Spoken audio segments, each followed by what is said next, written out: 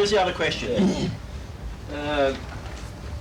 These, the one thing about that 10-point plan, John. So the resolution that I have put together in conjunction with the delegates, more on it, and we'll leave the resolution now open for debate, that our objectives are to see that Brentwood trailers never come onto the road, except Brentwood trailers, but this resolution is worded as such so as it may impress the judge. I think it's very, very crucial. However, you have a right to amend it if it's a temporary end at this stage. This meeting condemns the BHP's Newcastle management in attempting to put our livelihoods in jeopardy by the proposed actions to use Brentwood trailers unnecessarily on our traditional work. We all agree with that.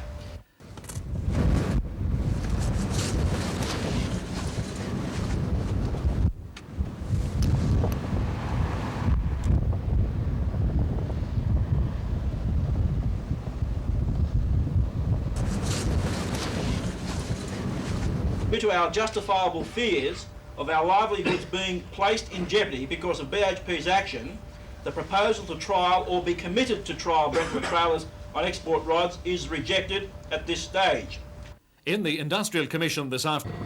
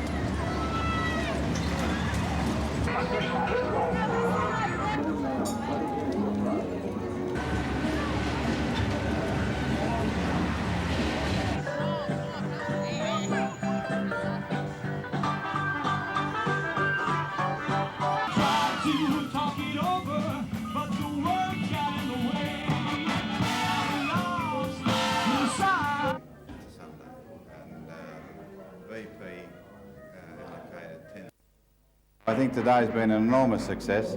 Sunday, we've only been running Sunday for 3 years and we've been promoting it with a new type of program and it's been very successful today with the young talent team this afternoon and tonight with the Warrendale Big Band. And what about with the rest of the show? Just how successful has it been? It's been a terrific success all the way through. We've had beautiful weather right through the whole show. We've had terrific attendances right through the show. Saturday being a little bit hot, but Saturday night was magnificent.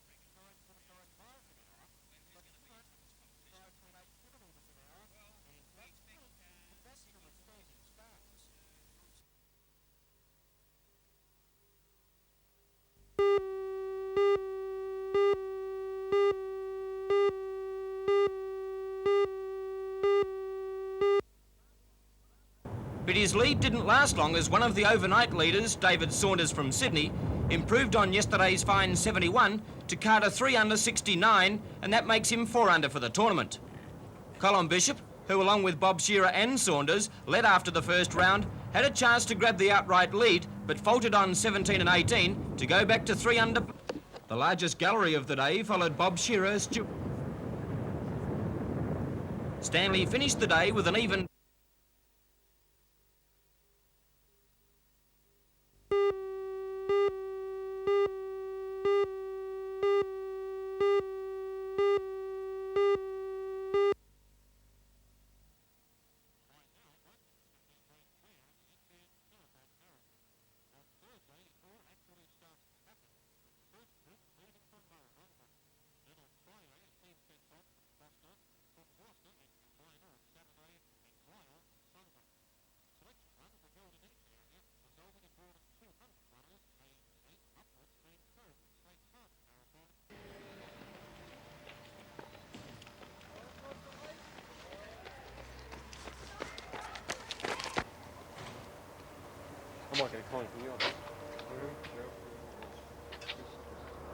What does the telethon mean to you when you're actually running? Will you be aware of that when you're running through the suburbs?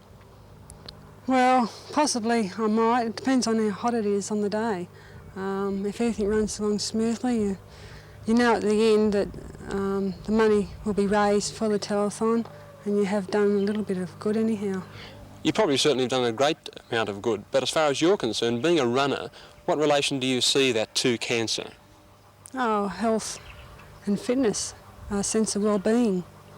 It has been a very difficult task to organise, but we've had the very willing assistance of the Lions clubs, the Lioness clubs and the Leo clubs right throughout our viewing area, so that's made the job a lot easier. Without the Lions, really, we couldn't have done and undertaken such a massive project.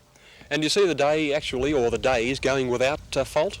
Well, I certainly hope so. My prime concern, of course, is the safety of the runners. Being a runner myself, I feel very strongly that the safety aspect is most important, and we've made a lot of preparations to ensure that that's the case. But I'm sure the people of the towns and the cities throughout the Central Coast, the Great Lakes and the Hunter region will turn out and support the runners as they come through their town and eventually end up at the International Sports Centre on Sunday.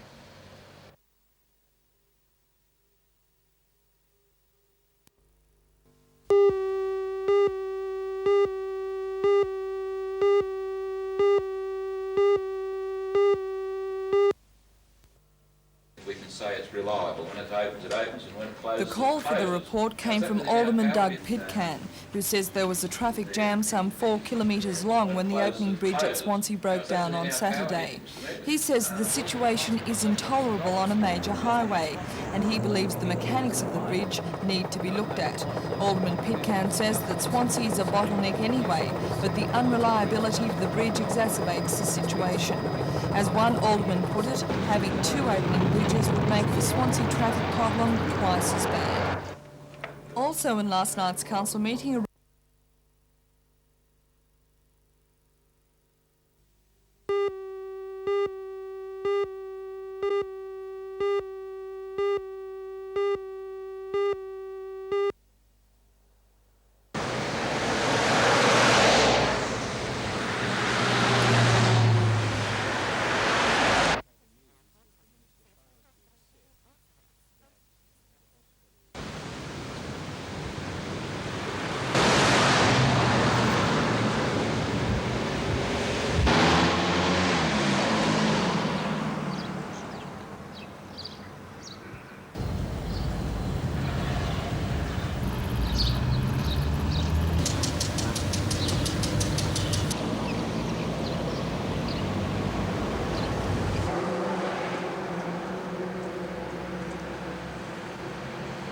it for a very long time, and it's only just this current year that the regional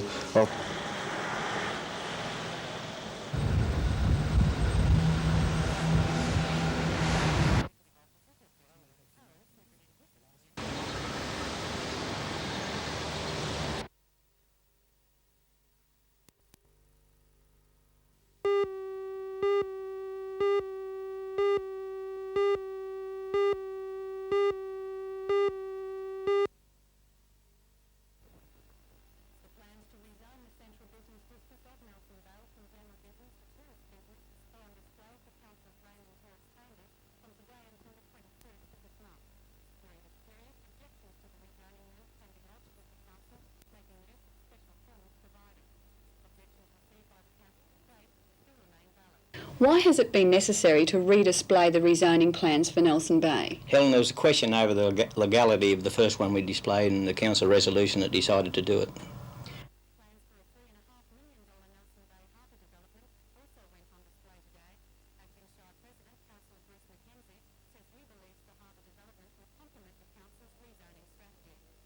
I think they go hand in hand. I think that people will moor their boats there and walk up to the tourist development that will eventually take place over the central business district. Yes, I do.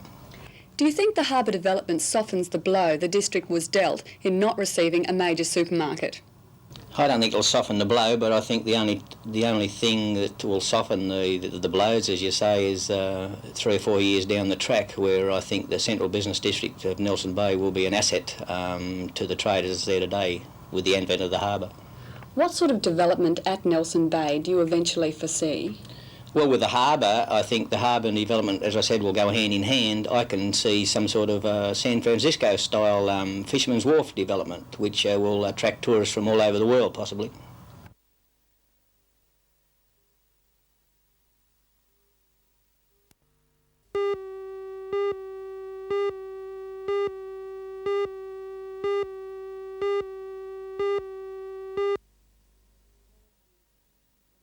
Very angry.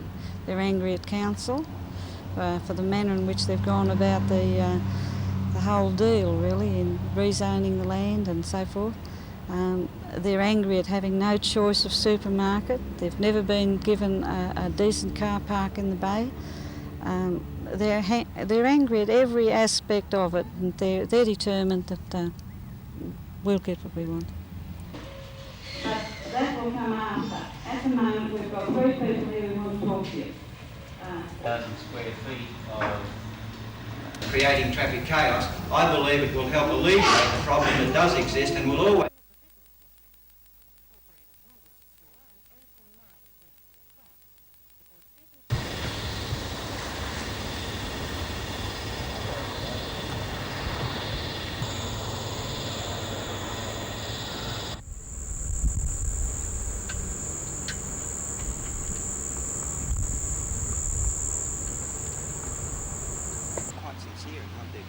See it as a long-term benefit to... I think that the council, if they can get an end buyer and they sell the project off, that then becomes a normal commercial risk. But I don't believe that the council should do it, and while ever the council are proceeding along the lines as they seem to be, that they are going to be their own end buyer, I will oppose it right up until that last stage.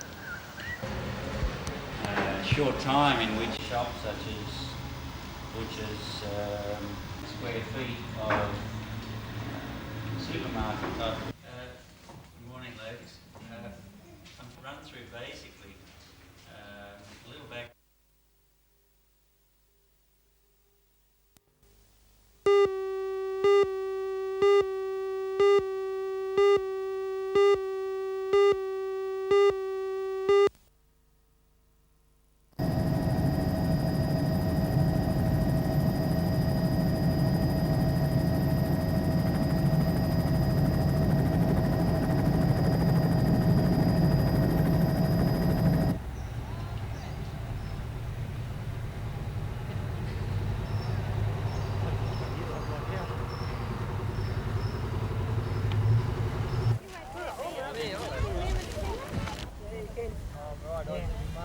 Yeah, I know you live in Buckbrook. That's a good boy. Pick your boys up. All right, so yeah.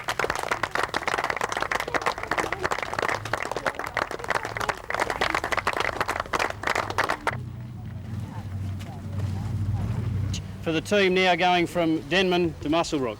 Thank you. Thanks, Pete. Of New South Wales, Australia. Now more than ever, continued research in oncology is crucial.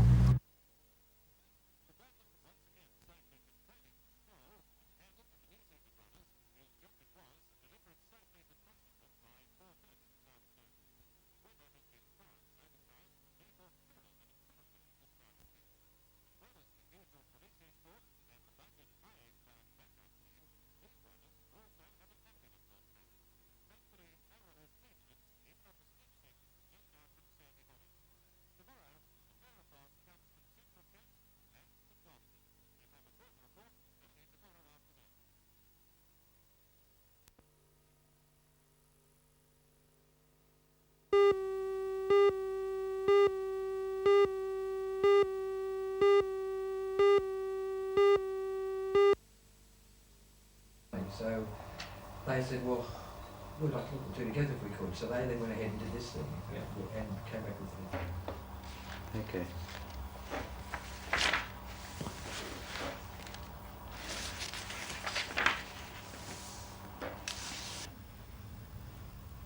Can do, as Mr Bedford said, we'd notionally allocated $10 million. You couldn't really discuss it because the report wasn't available. And we couldn't discuss it seriously until we knew what the table. Yes, Mark, the concept is a very good concept. It will do a great deal for Newcastle industry and Newcastle University if it works. So it's terribly important that with the structure that manages the centre is an appropriate structure that bridges the university and Newcastle industry.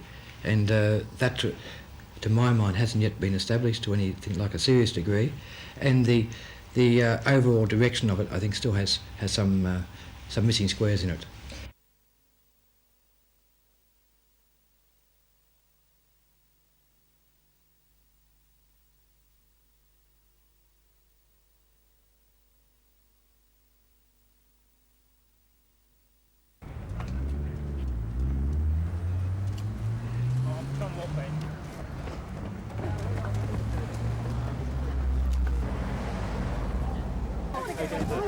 Hey, Mr. Mayor. Thank you, sir. It's a fine-looking button. It is. Don't go away.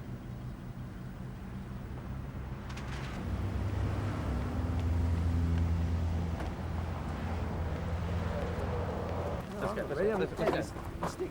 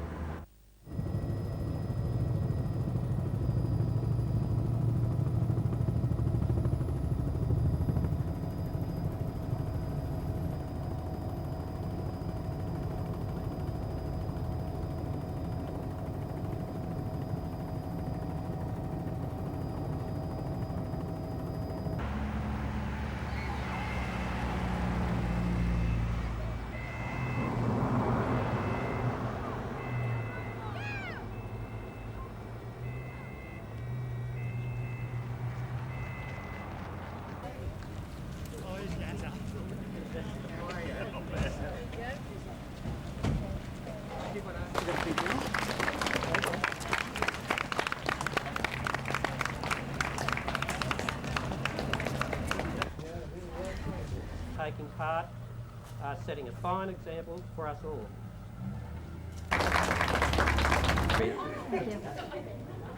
Well, thanks.